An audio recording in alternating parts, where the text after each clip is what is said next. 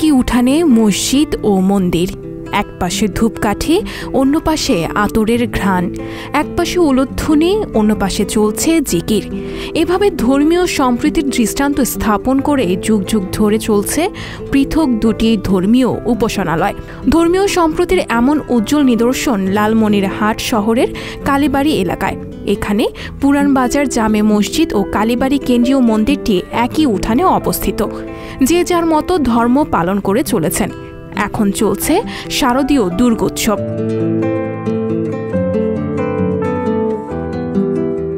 স্থানীয়রা জানান, 1836 সালে কালী মন্দিরটি প্রতিষ্ঠিত হয়। ওই সময় লালমনিরহাট শহরে কালীবাড়ি এলাকার পুরান বাজার এলাকায় বিভিন্ন দেশ থেকে আসা ধর্মপ্রাণ মুসলমান ব্যবসায়ীরা নামাজের জন্য তার পাশেই একটি ছোট্ট ঘর তোলেন, আর সেটার নামকরণও করা হয় পুরান বাজার জামে মসজিদ। ওই সময় থেকে এক উঠানে চলছে দুই ধর্মের দুই উপাসনালয়ের কাজ। পূজা শুরুর আগে মসজিদ ও মন্দির কমিটি বসে সিদ্ধান্ত নেন। এই পর্যন্ত অপ্রীতিকর কোনো ঘটনা ঘটেনি। মন্দির ও মসজিদ দেখতে প্রতিদিন দূর দূরান্ত থেকে ছুটে আসছে সাধারণ মানুষ।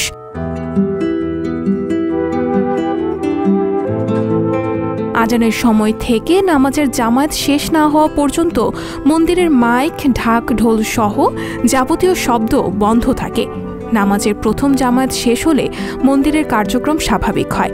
এখানে কোনো বিশৃঙ্খলাও হয় না।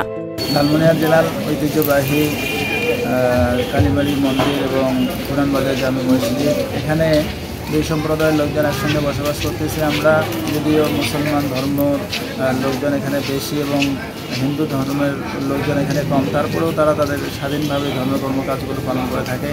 আমরা এখানে মসজিদে নামাজ পড়ি। নামাজের সময় ওনাদের সমস্ত কাজকর্ম বন্ধ থাকে, ঢোল বাজানো বা অন্যান্য সব কিছু বন্ধ রাখে, আমাদেরকে সহযোগিতা করে আমাদের ইবাদত করার জন্য। এবং যখন আমরা বের হয়ে যাই এখান থেকে, আমাদের কাজ শেষ হয়ে যায়, তখন আবার ওনাদের কাজবাজ সমস্ত কিছু স্বাধীনভাবেই ওরা পালন করে আসছে। তো এইভাবে আমরা দুই সম্প্রদায়ের লোকজন একসঙ্গে এখানে বসবাস করতেছি। কোনো সংঘাত বা সংঘর্ষ এখানে কখনো হয়নি। আশা করি ভবিষ্যতেও এখানে এরকম কোনো সমস্যা হবে না। তো আমরা সবসময় মানুষকে উদ্বুদ্ধ করি, ধর্মীয় নেতা হিসাবে মানুষকে বোঝানোর চেষ্টা করি যে যার যার ধর্ম শেষে পালন করবে, এখানে কোনো ঝামেলা যেন সৃষ্টি না হয়, আমরা মানুষকে বোঝানোর চেষ্টা করি। লালমনিরহাট কালীবাড়ি, আমি এই জায়গার পুরোহিত। আমি এখানে, আমার বাবা ছিল, অনেক ঠাকুরদা ছিল, দীর্ঘজীবী ছিল। এখানে আমাদের ধর্ম দুইটা, একটা ইসলাম ধর্ম, একটা সনাতন ধর্ম। আমাদের মসজিদ মন্দির পাশাপাশি, উভয় পক্ষে আমাদের যখন পূজা হয়, ধর্মীয় অনুষ্ঠান হয়, তখন আমরা পূজা সুন্দরভাবে করি। ওরা উৎসব দেয়। ওদের যখন নামাজ হয় আমরা তখন বন্ধ রাখি। আমরা ঢোল যখন সব কিছু বন্ধ রাখি, নামাজ শেষে আমরা আবার শুরু করি। কিন্তু আমাদের এখানে মিল মহব্বত, আমাদের যে মিল মহব্বত আছে, বাংলাদেশে এরকম আরও হওয়া উচিত। আমাদের একই আগ্নেয় মসজিদ মন্দির, এটা আমাদের গর্ব। এই বাংলাদেশে সনাতন ধর্ম, ইসলাম ধর্ম, আমরা একই সব, কিন্তু ধর্ম যার যা, রাষ্ট্র সবার। কিন্তু আমরা সবাই মিলি মহব্বত মিল সুন্দরভাবে অনুষ্ঠান করতেছি। এই লালমনিরহাটে আমাদের ইতিহাস। কালীবাড়ি মন্দির এবং কালীবাড়ি মসজিদ একসঙ্গে, এবং আমাদের পূর্বপুরুষ থেকেই চলে আসতেছে এইভাবে। আর পূজা, যখন দুর্গা পূজা হয় তখন আমাদের ওদের মসজিদের আজান যখন হয় তখন আমাদের এটা বন্ধ থাকে, এবং আমাদেরটা যখন হয় তখন ওদেরটা বন্ধ থাকে। এইভাবেই চলে আসতেছে এবং সম্প্রীতির কোনো ঘাটতি হয় না। এটি পুরান বাজার জামে মসজিদ ও কালীবাড়ি কেন্দ্রীয় দুর্গা মন্দির। এই মন্দিরটি শত বছরের একটি ঐতিহ্যবাহী এই প্রতিষ্ঠান দুটি। এখানে পাশাপাশি দুটি ধর্মের মানুষ বসবাস করছে। তাদের মধ্যে কোনো হানাহানি, বিভেদ বা অন্য কোনো প্রকার হানাহানি তাদের মধ্যে নেই। তো আমরা আশা করব যে এই যে ঐতিহ্যবাহী প্রতিষ্ঠান দুটি, এটি হাজার বছর টিকে থাকবে।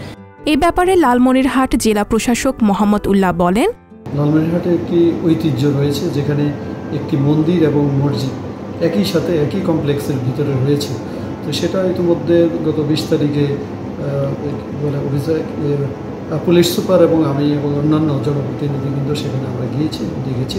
অত্যন্ত শান্তিপূর্ণভাবে এবং ভালো একটি পরিবেশে মন্দির এবং মসজিদ কর্তৃপক্ষ তাদের নিজস্ব ব্যবস্থাপনার মাধ্যমে সেখানে কিন্তু এই পুজো উদযাপন এবং যে মসজিদের যে নামাজের আয়োজন সেটি সুন্দরভাবে চলছে। এইভাবে কিন্তু একটি সম্প্রীতির মিল বন্ধন এই লালমনিরহাটে গড়ে উঠেছে, যার মাধ্যমে এই শিক্ষা থেকে আসলে সমগ্র বাংলাদেশেই একটি শিক্ষা নেওয়া যায় যে আমরা যে বাংলাদেশে সমগ্র বাংলাদেশে ধর্মীয় যে একটি স্বাধীনতা রয়েছে, যার যার ধর্ম যে সে উদযাপন করতে পারে, তার একটি উজ্জ্বল দৃষ্টান্ত হলো লালমনিরহাটে এই কালীবাড়ি মন্দির এবং সেখানে যে কমপ্লেক্সে একটি মসজিদ রয়েছে তার একটি উদাহরণ। আপনাদের মাধ্যমে আমরা জানাতে চাই যে সমগ্র জেলায় যেন সবাই এই সম্প্রীতির যে বন্ধন রয়েছে সেটা যেন অটুট রেখে লালমনিরহাটে একটি সুশৃঙ্খল এবং শান্তিপূর্ণ জেলা হিসেবে প্রতিষ্ঠা করে। সঞ্জিতা শম্পা, সংবাদ প্রকাশ। সংবাদ, ফিচার ও অনুষ্ঠানের জন্য ভিজিট করুন সংবাদ প্রকাশের ওয়েবসাইট এবং যুক্ত থাকুন ফেসবুক পেজ ও ইউটিউব চ্যানেলের সঙ্গে।